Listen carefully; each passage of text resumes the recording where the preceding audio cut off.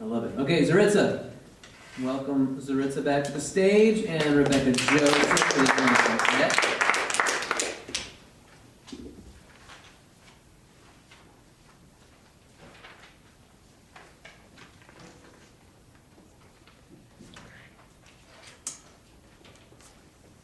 More Lies by Karen Gothsel.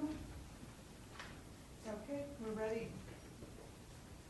Sometimes I say I'm going to meet my sister at the cafe, even though I have no sister, just because it's such a beautiful thing to say. I've always thought so, ever since I read a novel in which two sisters were constantly meeting in cafes. Today, for example, I walked alone on the wet sidewalk, wearing my rain boots, expecting someone might ask where I was headed. I bought a steno pad and a watch battery. The store windows fogged up. Rain in April is a kind of promise, and it costs nothing.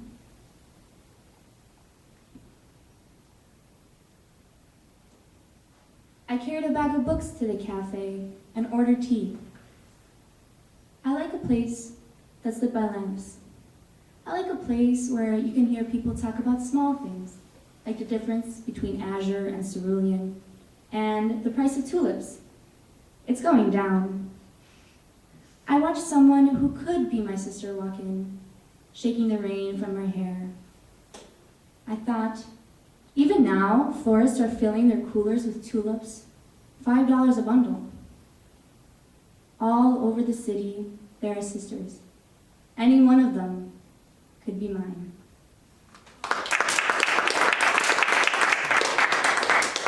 Thank you, Zorica. All right, Rebecca Joseph, and on deck we have Amber. Fairy Tale Logic by A.E. Stallings. Hang on. Sorry, give us a minute. I need.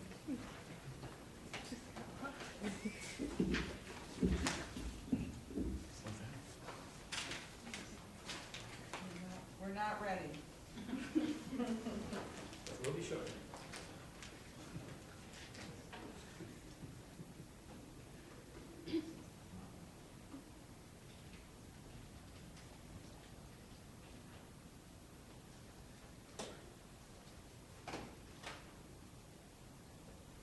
Title and poet, please.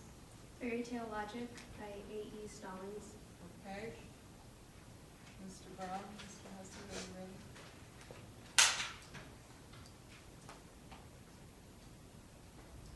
Okay, we're ready. Fairy tales are full of impossible tasks. Gather the chin hairs of a man-eating goat, or cross a sulfuric lake in a leaky boat. Select the prince from a row of identical masks. Tiptoe up to a dragon where it basks and snatch its bone. Count dust specks, mote by mote, or learn the phone directory by rote. Always, it's impossible what someone asks. You have to fight magic with magic. You have to believe you have something impossible up your sleeve. The language of snakes, perhaps. An invisible cloak. An army of ants at your beck, or a lethal joke. The will to do what must be done. Marry a monster. Hand over your firstborn son.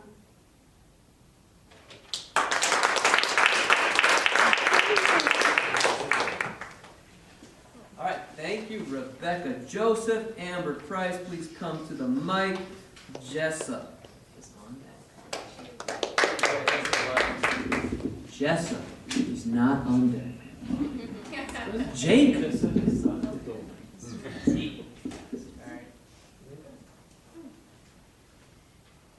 My poem is 100 Love Sonnets, number 17, by Pablo Neruda.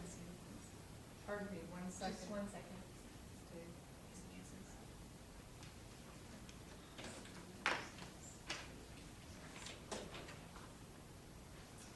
Okay, so Amber, would you repeat the title, please, and the poet? 100 Love Sonnets, number 17, by Pablo Neruda. Okay, I don't love you as if you were a rose of salt, topaz, or arrow of carnations that propagate fire. I love you as one loves certain obscure things, secretly, between the shadow and the soul. I love you as the plant that doesn't bloom, but carries the light of those flowers, hidden within itself. And thanks to your love, that tight aroma that arose from the earth lives dimly in my body. I love you without knowing how, or when, or from where. I love you directly, without problems or pride. I love you like this, because I don't know any other way to love, except in this form in which I am not, nor are you. So close that your hand upon my chest is mine, so close that your eyes close with my dreams.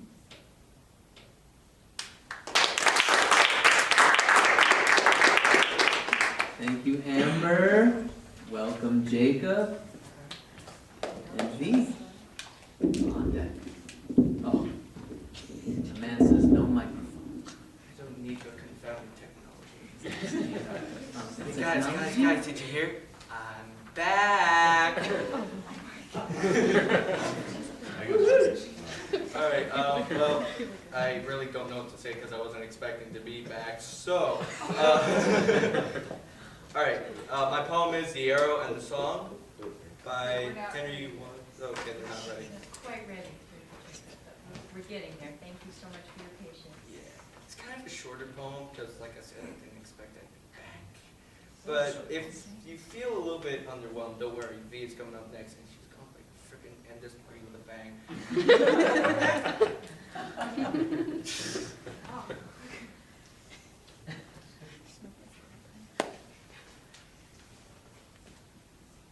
All right, just to fill time, I have a very serious question for you guys. What is with the airline food? And what is with the airline food jokes? There's some airline food jokes. Tell us one. That's the only one I know, but I hear that there's some other ones somewhere out there, probably in the airports. When your airline joke poem is done, we're ready.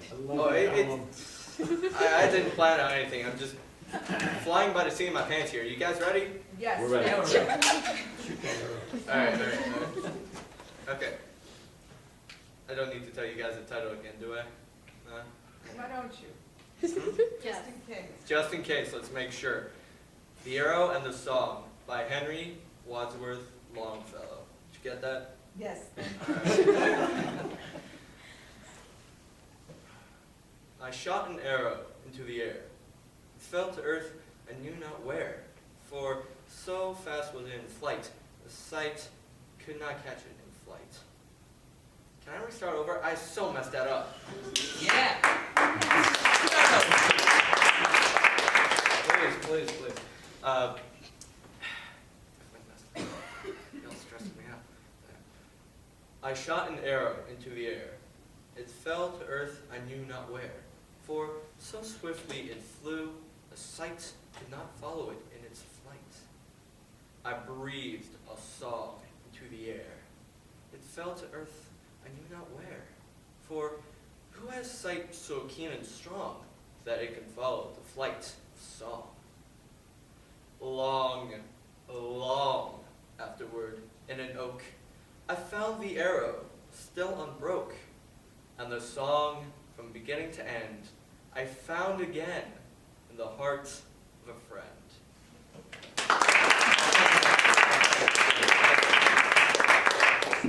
Thank you, Jacob. Here, look, I'm returning your microphone again. Thank you very much.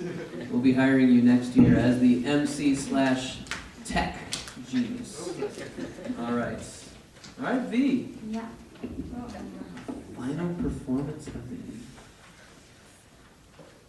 I need a minute, please. Title of your poem? It Was Not Death, for I Stood Up by Emily Dickinson.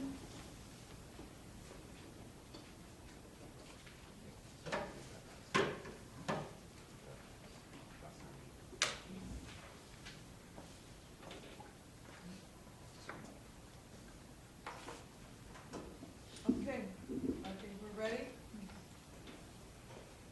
It was not death, for I stood up by Emily Dickinson. It was not death, for I stood up, and all the dead lie down.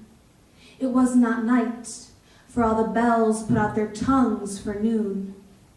It was not frost, for on my flesh I felt siroccos crawl, nor fire, for just my marble feet could keep a chancel cool.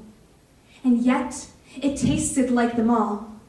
The figures I have seen all my life set orderly for burial reminded me of mine, as if my life were shaven and fitted to a frame and could not breathe without a key.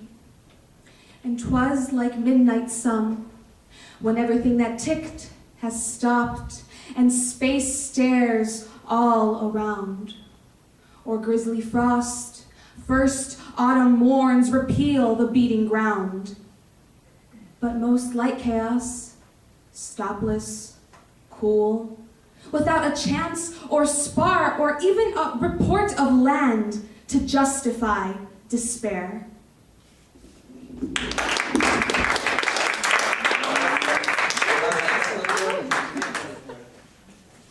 All right, beautiful, beautiful. All right, so same routine. We need to give our judges about 10 minutes. So let's say we'll gather back here at 8:40.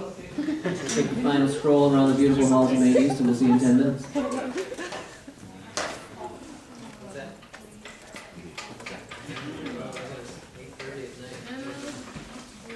I think it's nearly my bedtime.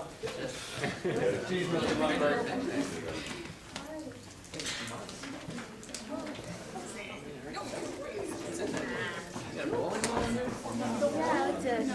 That's what it looks like.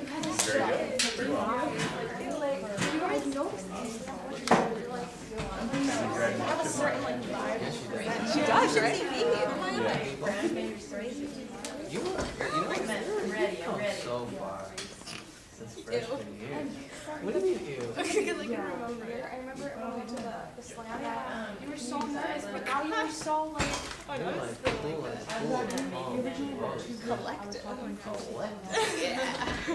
Right, Mr. Lumberg? Collective. So awkward. Everybody was so awkward. I was so awkward as a freshman. Like I looked like a freshman. But then, I mean, if you weren't awkward as a freshman, you'd pretty be cool enough. Oh yeah. The only person who wasn't awkward as a freshman. As cool as that. Yeah.